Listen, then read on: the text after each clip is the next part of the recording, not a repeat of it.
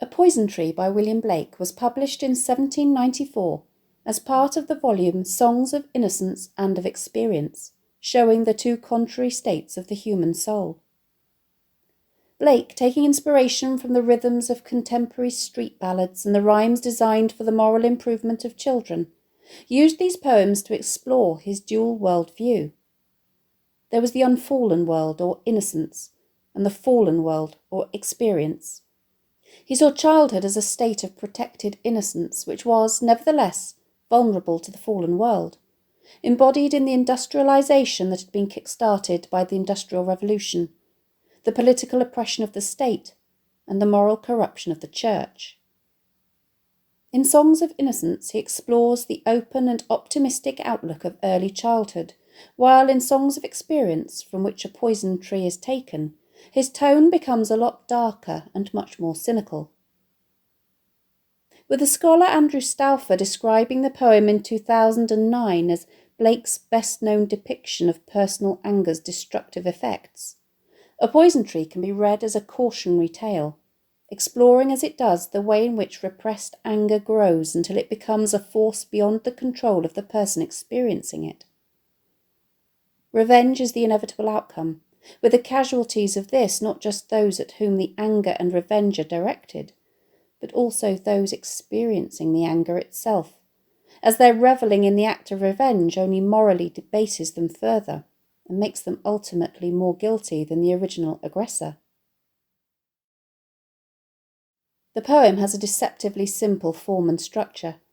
It comprises 16 lines divided up into 4 quatrains with a rhyme scheme of A-A-B-B, i.e. each quatrain consists of 2 rhyming couplets, where each is of single or masculine rhyme.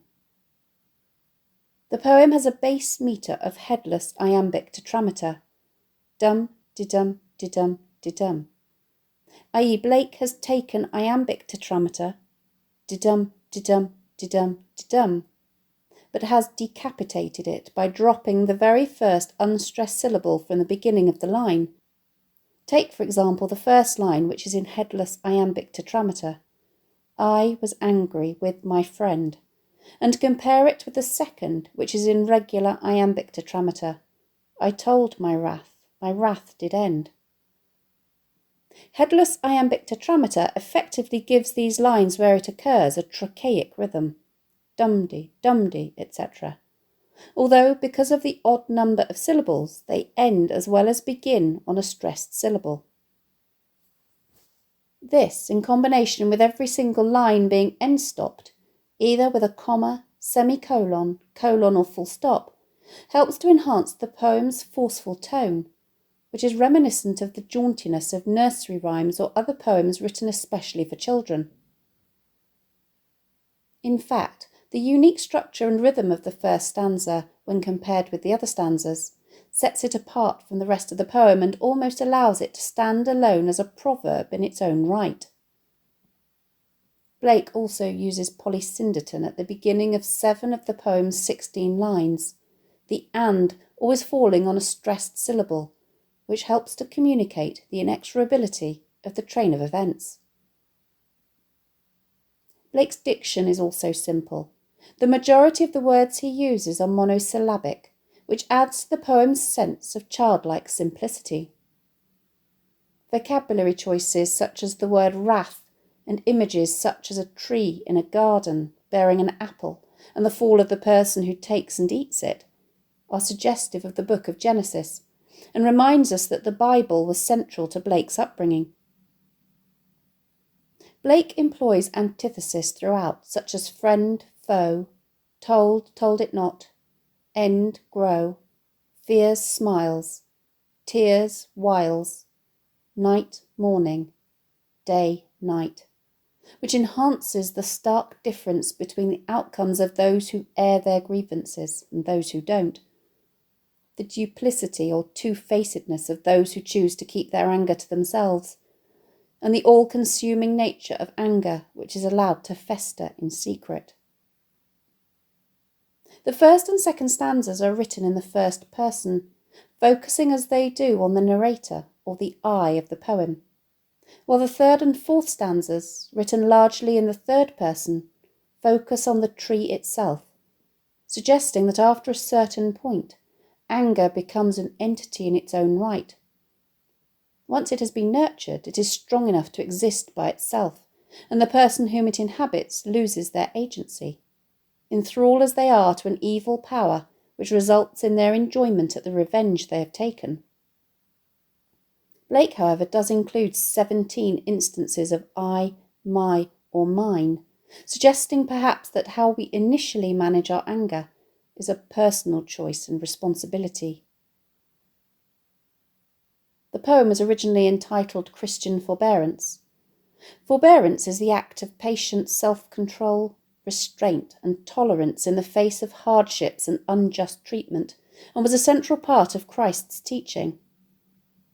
Christian forbearance is, therefore, what is usually referred to as turning the other cheek.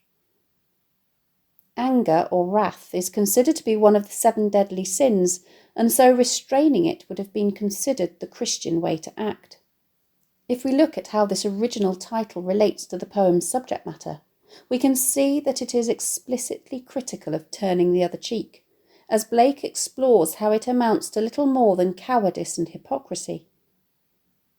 Instead of facing up to your enemy and being honest about how you feel, you are obliged to keep it hidden. Keeping it hidden, however, is not the same as getting rid of it. Concealment allows it to fester and first leads to duplicity, or being two-faced, which serpent-like lures your foe into committing a further act against you, and then to the glorying in the taking of revenge as they ultimately come to harm. The revised title, A Poison Tree, is less overtly critical of Christian teaching and refers to the poem's extended metaphor of the tree growing in the heart and the mind of the speaker. It is probably an allusion to the tree of knowledge in the book of Genesis, from which Eve, tempted by the serpent, took and ate the apple, leading to her expulsion, along with her husband Adam, from the Garden of Eden. The poem begins, I was angry with my friend. I told my wrath did end.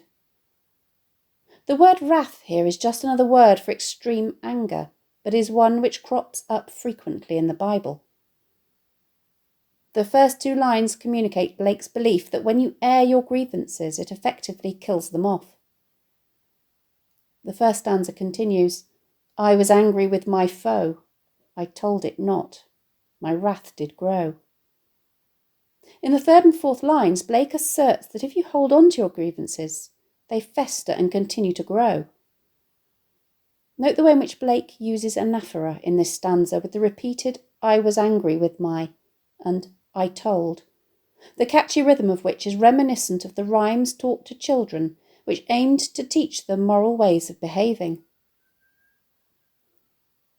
The alternation of headless iambic tetrameter with regular iambic tetrameter also allows the rhythm of each couplet to be maintained across the line break, perhaps communicating the clear cause and effect of each course of action. Both lines 2 and 4 contain caesura, creating a pause in the exact middle of the line, and each rhyming couplet is also end-stopped with a full stop. Both techniques serving to indicate the way in which the outcome of each way of behaving is clear-cut. In the 2nd stanza, the speaker's anger has clearly become a metaphorical seed, which he watered in fears, night and morning with his tears. He doesn't elaborate on what these fears are, but he is clearly very upset, as when he is alone on sleeping and waking, it makes him weep to think of it. At this point, although his anger has resulted in more negative emotions such as fear and distress, these are not outwardly destructive, and we might perhaps feel not a little sympathy for him. A seed, however, needs more than water to germinate and grow, requiring as it does warmth and light as well. These the speaker provides as, when he is in company, he sunned it with smiles and with soft, deceitful wiles. In other words, the speaker is not just hiding his anger and sorrow, but he is now also actively putting on a false appearance to his enemy and others with his fake smiles and mask of friendship. Blake uses the phrase soft, deceitful wiles to describe the speaker's subtle but very deliberate acts of cunning and trickery to lure his enemy into a false sense of security. The speaker has turned the tables on his foe. No longer merely reactive to what has happened, he is now proactively plotting against him, and this marks a new phase in his anger. Note the way in which Blake temporarily but severely disrupts the rhythm with a truncated line, dropping a further unstressed syllable in the third foot so that it reads, "And I sunned it with smiles." The way in which the line is predominantly made up of stressed syllables with two of them forced next to one another, with the slightest of pauses in between them so that the line scans correctly, signals that this is perhaps a watershed moment.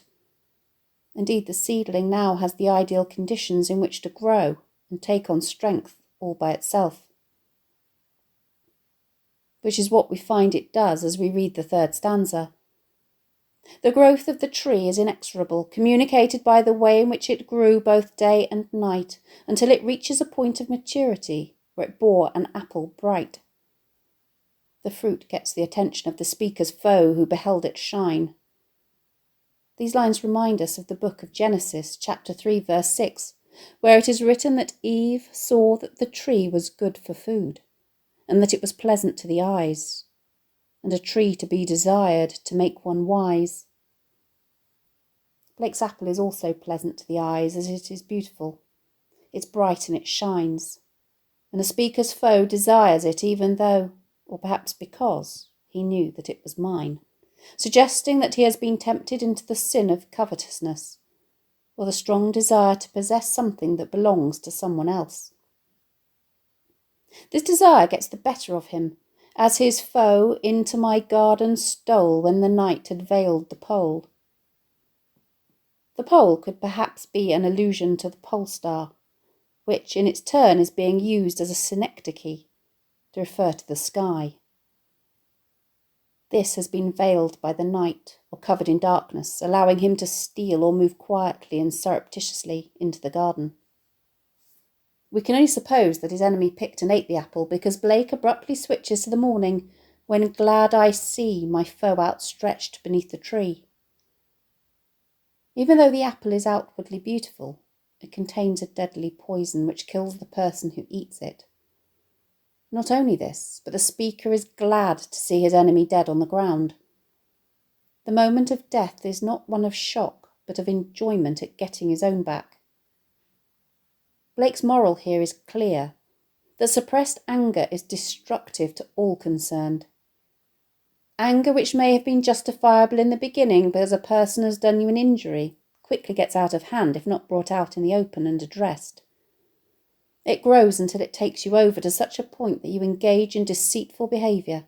You plot against the other person and lure them into coveting something that you have, so that you can kill them with it, which then gives you pleasure.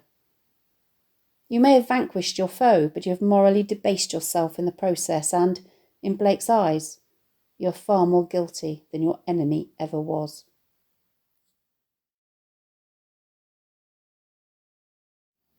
Thanks for watching. If you have any questions, please let me know in the comments section below, and I'll do my best to answer them. Don't forget to subscribe to my channel for more videos on English language topics and exam techniques, and English literature texts.